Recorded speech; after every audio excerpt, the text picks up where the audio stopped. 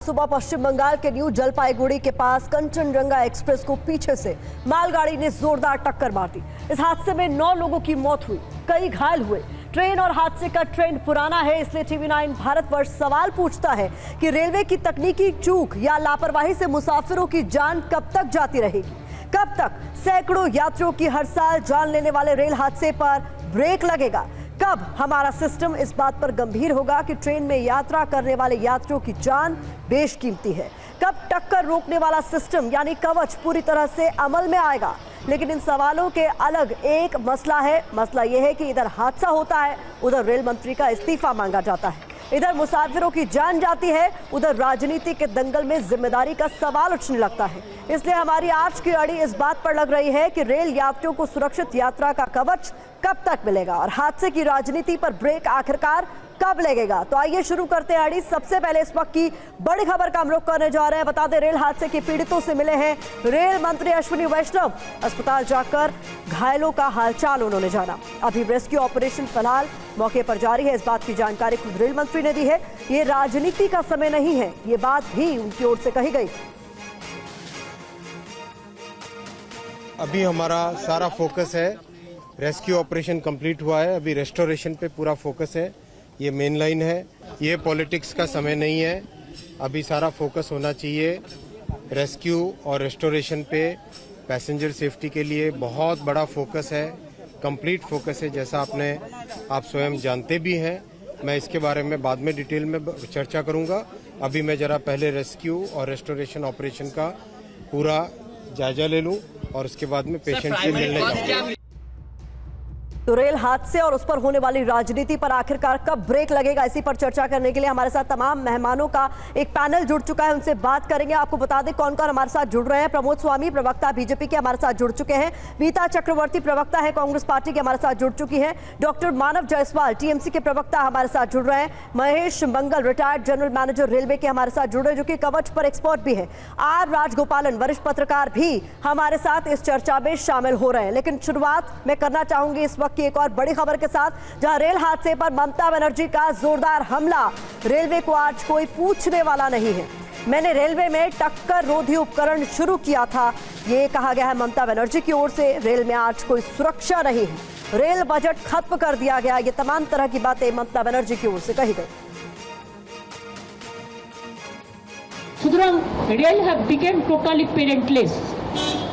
Only you can see railway at the time of inauguration.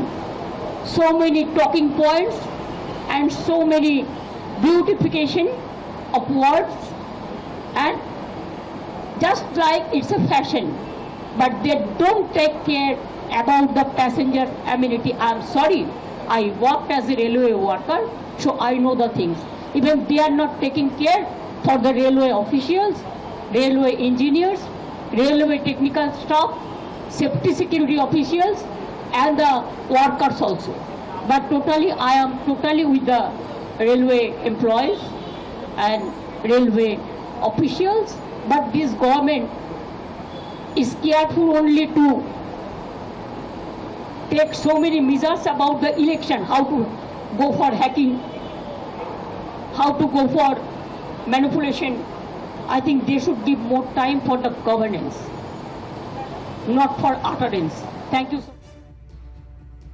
और इस बीच देखिए, Bengal rail हादसे पर राहुल गांधी ने भी सवाल उठाए हैं। पिछले 10 साल में रेल हादसों में बढ़ोतरी का जिक्र राहुल गांधी की ओर से किया गया है। हादसे मोदी सरकार के कुप्रबंधन का नतीजा है।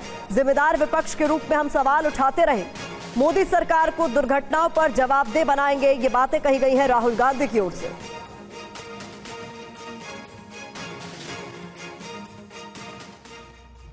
तो रेल हादसा रुकना चाहिए, कोई दो राय नहीं है, लेकिन रेल हादसे पर जो राजनीति है उस पर भी ब्रेक लगनी चाहिए। सवाल पूछे जा रहे हैं कि इसमें भी राहुल गांधी को क्या राजनीति का मौका दिखा? दरअसल ट्रेन हादसे में कई लोगों की मौत की खबर दुखद है, ये उनकी ओर से कहा गया। सरकार सभी पीड़ित परिवारों को पूरा मुआवजा दे, इस बात का जिक्र किया गया।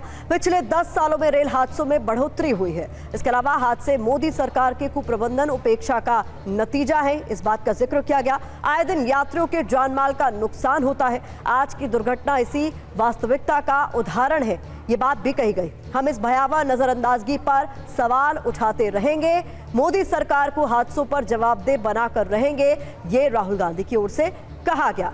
तो जैसा कि हमने बताया, हमारे साथ मेहमानों का एक बड़ा पैनल जुड़ चुका है। सबसे पहले प्रमोद स्वामी जी, आप ही का मैं रुख करना चाहूंगी। और सबसे बड़ा सवाल इस वक्त यही है कि जिस तरीके से आप जानते हैं कि दुनिया में भारत का जो रेल नेटवर्क है चौथे नंबर पर है और करोड़ों लोग हर दिन यात्रा करते हैं ये सोचकर कि वो अपने गंतव्य पर सुरक्षित पहुंच जाएंगे, लेकिन ये रेल हादसे पेश होते हैं और फिर सवाल उठता है कि आखिरकार इन पर ब्रेक कब और कैसे लगी।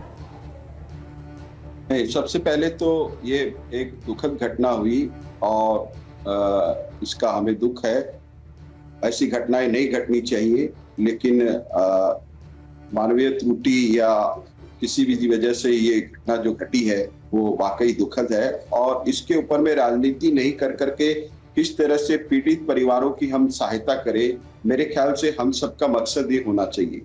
फिर भी सरकार ने हम जो लोग इस दुर्घटना में जिन्होंने मृत्युवरण की है उनको हम वापस तो नहीं ला सकते, लेकिन सरकार ने उनके लिए जो मृत लोग हैं उनके लिए 10 लाख की और जो सीरियसली घायल हुए उनके लिए 2.5 लाख और 50,000 रुपया जो माइनर जिनको इंजरी है उसके लिए सरकार ने घोषणा तो और हेल्पलाइन जारी की है।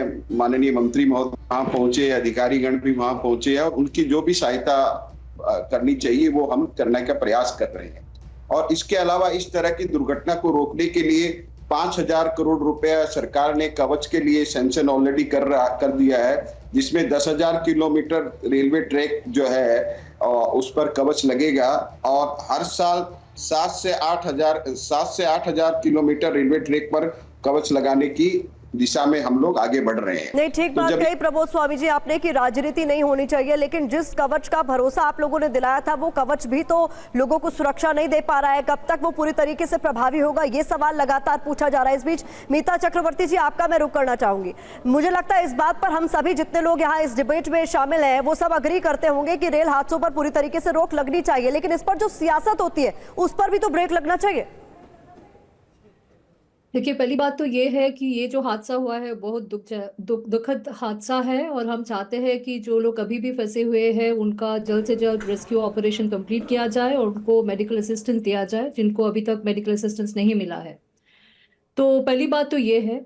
सेकेंडली, हम लोग मांग करते हैं कि प्रॉपर कंपनसेशन दिया जाए और पूरा जो सिक्योरिटी प्रोसेस है उसका रिव्यू किया जाए। देखिए, एक वक्त हुआ करता था जब एक अलग से रेलवे बजट पेश किया जाता था, एक वक्त हुआ करता था जब रेलवे एक्सीडेंट, कोई मेजर एक्सीडेंट के बाद रेलवे मिनिस्टर जो है वो इस्तीफा दिया करते थे, पर अभी पिछले 10 साल में वो हमें देखने को नहीं मिला। और सिर्फ वही नहीं, अब अगर आप थोड़ी देर पहले मीता जी, माफी के साथ आपसे एक सवाल मेरा ये कि आप कह रही हैं कि 10 साल पहले तक अगर ऐसा कुछ होता था तो नैतिकता के आधार पर इस्तीफा दे दिया जाता था, तो उससे क्या रेल हादसों पर ब्रेक लग गई? नहीं, उससे अकाउंटेबिलिटी फिक्स होता है मैडम।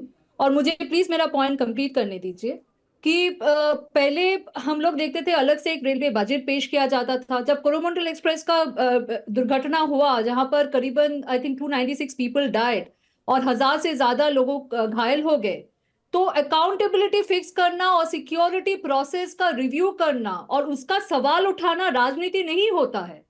तो अगर हम लोग प्रिंसिपल ऑपोजिशन पार्टी है तो हम लोग सवाल उठाएंगे।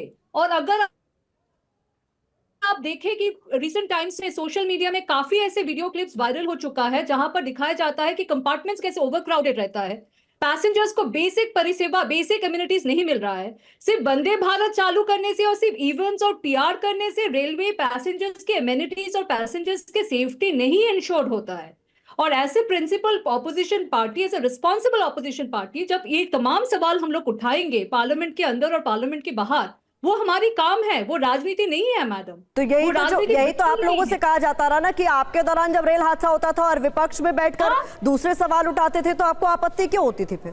नहीं, आपत्ति नहीं है। तो पहली बात तो हमने क्या कहा कि बहुत दुखद घटना है, पहली फोकस होना चाहिए, प्राथमिकता होना चाहिए रेस्क्यू ऑपरेशन करें और जो लोगों को अभी तक मेडिकल असिस्टेंस नहीं मिला है उनको मेडिकल असिस्टेंस दिया जाए। ठीक है। और उसके बाद accountability has to be fixed ma'am, और इसमें कोई राजनीति की बात नहीं है। ये हमारी रोल है as a principal opposition political party. ठीक है।